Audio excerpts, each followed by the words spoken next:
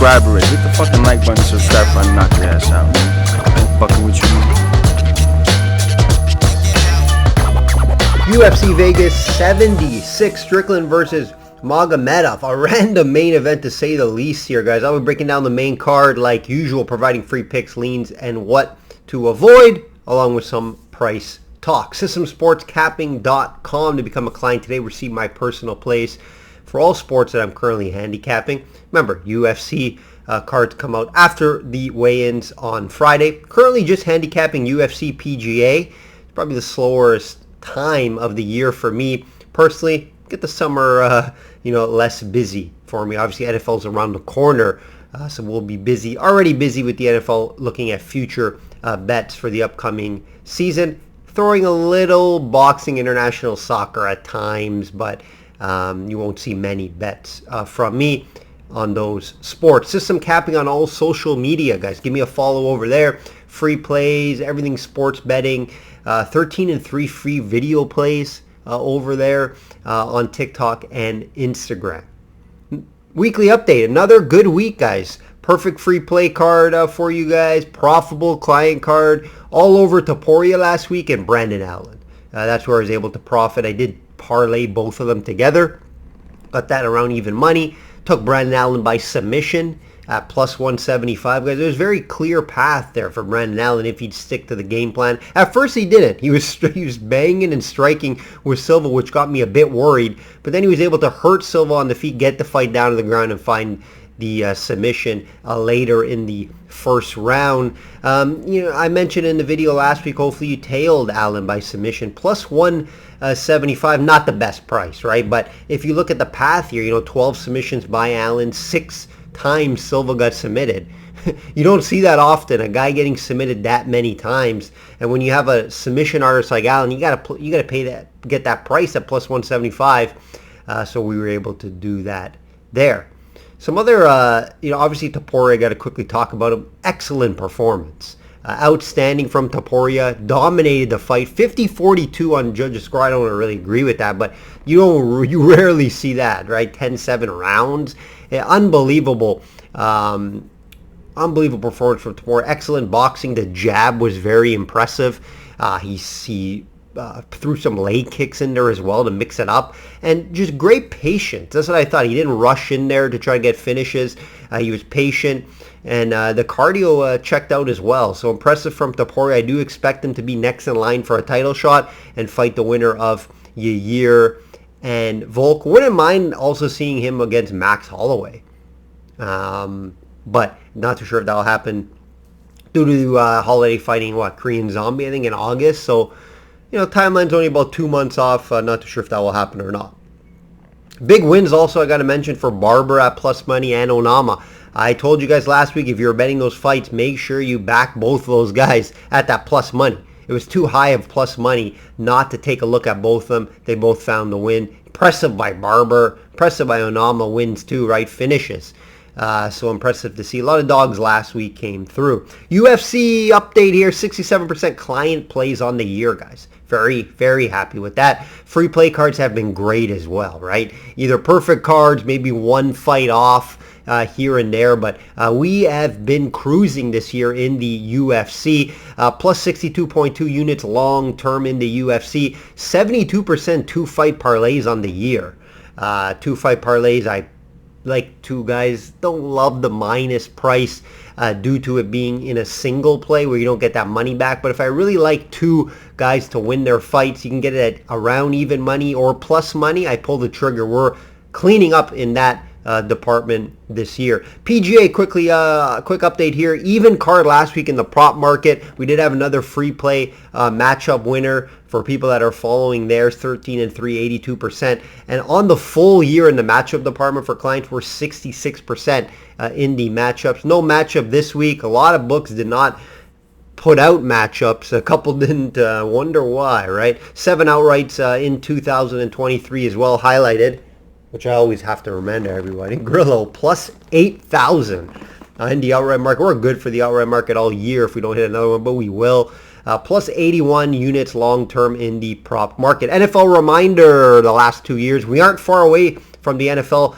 I have already been studying the future market, doing my rankings, doing all my updates on player acquisitions, transactions, etc., and ranking my teams going into this year. Like this video, guys. It does help me a lot. And let's hear from my friend Meredith before we get into this card. Guys, Meredith Gorman here, and are you still not subscribed to Matt's channel? Well, if you're not, hit the subscribe button because he's giving out free picks each and every week. Hope you have a good rest of your day. Strickland minus 150 versus Magomedov plus 125. Shop around. Have multiple books. Find the best prices out there in the market. A very random main event, guys. Right? And we have another one with Sean Strickland in it. No stranger fighting in 5 rounds, Sean Strickland. He's like built for 5-round fights. This is going to be his 5th. 4 of those fights, Strickland has fought the decisions, guys, in 5 rounds. Won 3 of those 5-rounders. One was against Cannonier, very close. Some people thought Strickland won that fight. I thought it was very close. Could have went either way. And he wins these fights due to his volume. Right? His volume is very good. Doesn't have heavy hands. He's not going to really knock you out on the feet, to be honest, unless you're just standing there and, catches him. But he's not really going to knock you out. He's just going to win by volume and win decisions because, he loves to obviously strike, loves to... if you watch all his videos, he gets like random fans to come in and he strikes with them in his gym. He fights 2 guys at once. He was fighting Chris Curtis and another guy, a PFL guy. You see crazy videos from this guy. Very unpredictable guy. Not a guy I love to bet on because you don't really know where you're going to get from him. You don't know how he's going to approach Magomedov here, right? You don't really know how he's going to take the fight. Magomedov, what we know about him, only 1 UFC fight, guys. And it's against a very low-level guy in Stolfus. He knocked him out, looked good doing it, but it's very low-level guy. This is a big step up. That's why it's a little concerning why he getting this big step up, going to a 5-round fight, UFC main event, after a win just over Stolfus. I get that he has a lot of wins in his MMA career, but it's against lower-level regional scene guys. So how good really is he? We don't know, right? We don't know. This will tell a lot. This will tell a lot how good he really is. And he does have power. We know that. He does have power. He has some good striking. He does have some wrestling and wrestling base as well. So, yes, he could knock out Strickland. I think that's the only way he could win this fight, in my opinion. Knockout or submission, a finish in some way. Due to, obviously, Strickland's volume is going to be a lot better if it goes 5 rounds. I think Strickland wins on the judges' scorecards.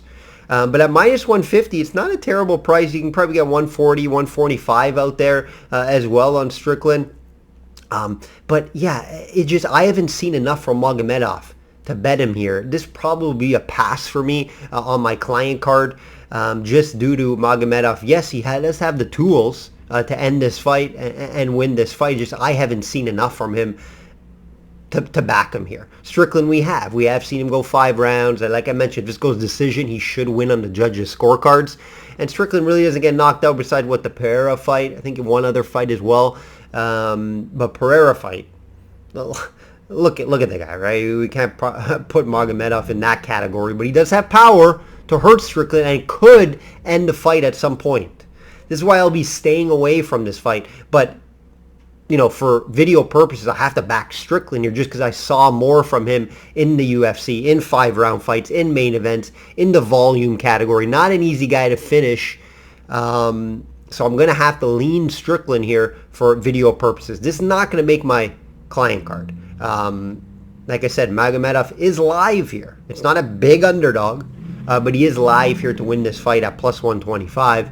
Probably get it maybe a little better if you shop around the market. I want to see more before I pull the trigger either way here.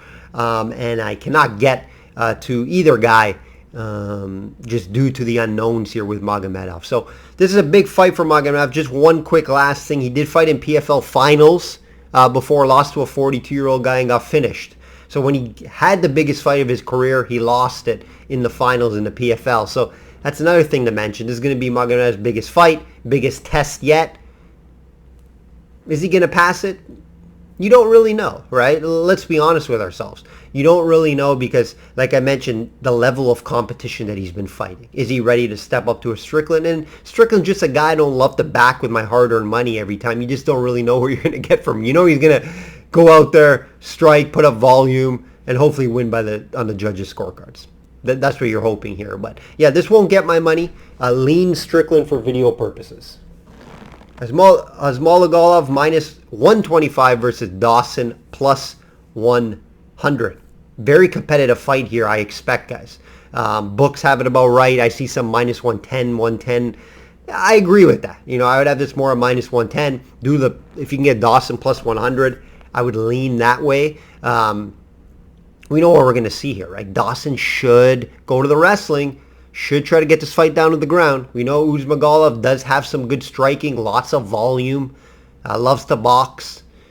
He wants to keep this fight standing. We saw against Arman, his one loss there. What happened? Arman just wrestled, took him down 7 times, out-wrestled him. And Dawson's going to have to do that as well. Dawson's a very good wrestler. So I expect him to try to get this fight down to the ground, maybe look for a submission when he gets that fight down there. I don't want this, if I'm backing Dawson, I don't want this to be on the fight, on the feet for 3 rounds. We do not want that. Ismagulov could win on the judges' scorecards. Great boxing, like I said, does have some slight power, but guys, he wins decisions. He's not going to knock you out, doesn't have a lot of power in his hands.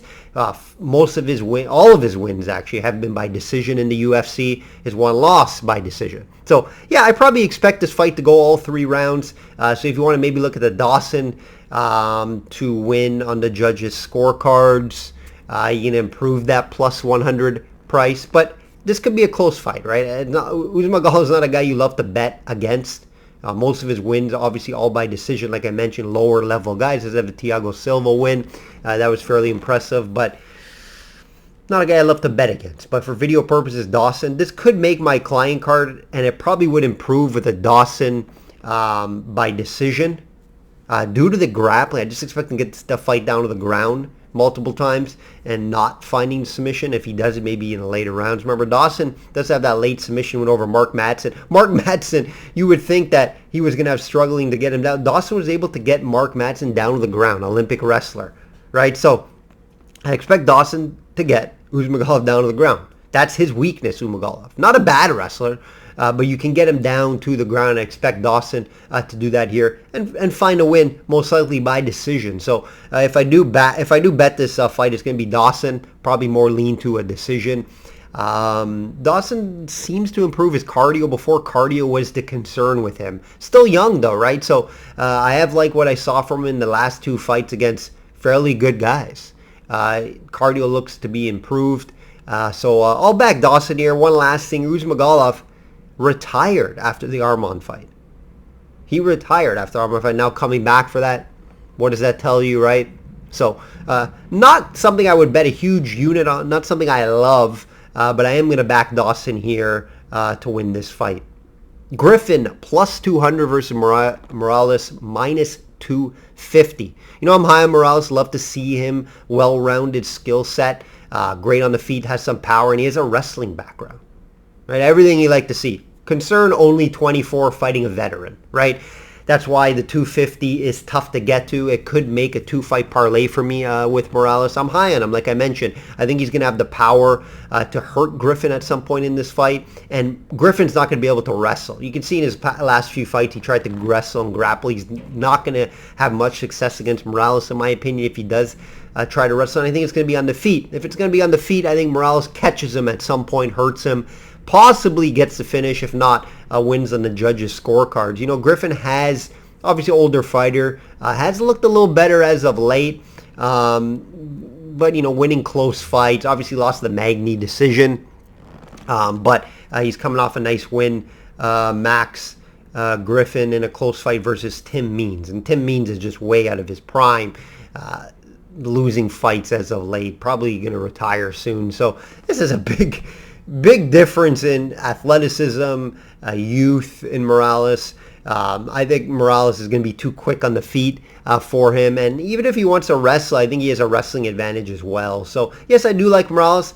Just one concern I want to mention to you guys before going all in on Morales.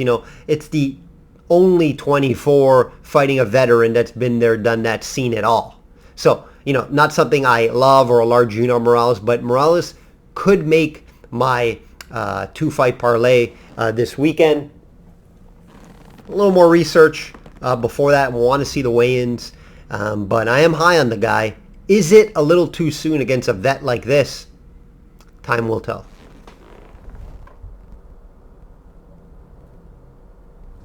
Lipski plus 187 versus Gatto minus 225. This is exact same thing I said last week with Macy Barber. Whatever plus money she was, I can't remember. I said the same thing. Wow. If you're going to bet this fight, you got to play the plus money, right? Mid-tier women's MMA, Brazil versus Brazil. And if you're just going off the last fight, Lipski would be favored here, right? Lipski beat JJ Aldridge, tough girl. Gatto coming off a loss to Tracy Cortez. So, I don't get the minus 225. I think what they're thinking here, obviously Gatto will probably get the fight down to the ground and win by wrestling. On the feet, I think Lipski could be better. She'll put at least more volume out there. Gatto, very low volume, especially in her last fight.